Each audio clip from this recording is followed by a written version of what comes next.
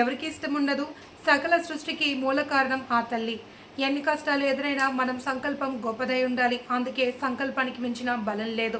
మహాశక్తి యాగంలో భాగంగా ప్రతిరోజు అమ్మవారి ధ్యానంతో భక్తులు పూజలు చేయాలి అని శ్రీ పరిపూర్ణానంద స్వామి వారు అన్నారు. కాకినాడ శ్రీపీఠంలో జరుగుతున్న మహాశక్తి యాగం కార్యక్రమం సోమవారం ఎంతో ఘనంగా ప్రారంభమైంది. వివిధ ప్రాంతాల నుండి పెద్ద ఎత్తున హాజరైన మహిళలు కుంకుమార్చనలో శ్రద్ధగా పాల్గొన్నారు. మొదటి రోజు శ్రీపీఠంలో వెంచేసి ఉన్న ఐశ్వర్యాంబిక అమ్మవారిని అన్నపూర్ణగా అలంకరించారు. అన్న సూక్త హోమాలను వేద పండితులు మంత్రోచ్చారుల నడుమ నిర్వహించారు.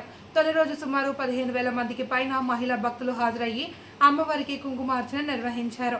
ఈ సందర్భంగా పూర్ణానంద స్వామి మాట్లాడుతూ దేవి శరన్నవరాత్రులను పురస్కరించుకుని శ్రీపీఠంలో ప్రతి సంవత్సరం మాదిరిగానే ఈ ఏడాది కూడా భారీ ఏర్పాట్ల నడుమ మహాశక్తి యాగం కార్యక్రమం నిర్వహిస్తున్నట్లు తెలిపారు. ఈ ప్రాంగణం ఎర్ర చీరలు కాషాయ వస్త్రంతో అమ్మవారి నామంతో కథం తొక్కుతుంది అని, మహాశక్తి యాగం అంటే అన్ని యాగాలలాగా యాగం అనుకున్నాను. మొట్టమొదటిసారిగా కొద్దిగా అర్థమైంది, రెండోసారి వరకు అర్థమైంది, మూడోసారి అందరూ అర్థం చేసుకునేలా తయారయ్యారని అన్నారు.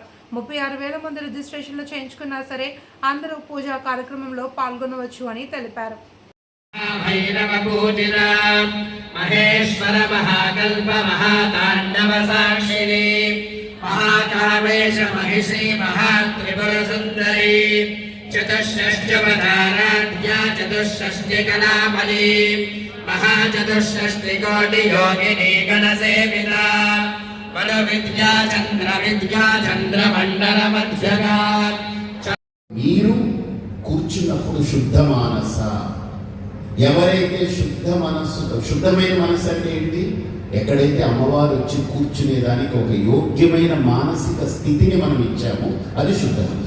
అదే సువాసిని అంటారు. ఎక్కడ శుద్ధ మనస్సు ఉంటుందో అక్కడ సువాసిని, సుష్టువాసిని అంటే అక్కడే సుఖంగా అమ్మవారు కూర్చుంటుంది. సువాసిన్యచ్చన ప్రీత శోభన శుద్ధ మానస. ఇప్పుడు అర్థమైపోయింది శ్లోకం.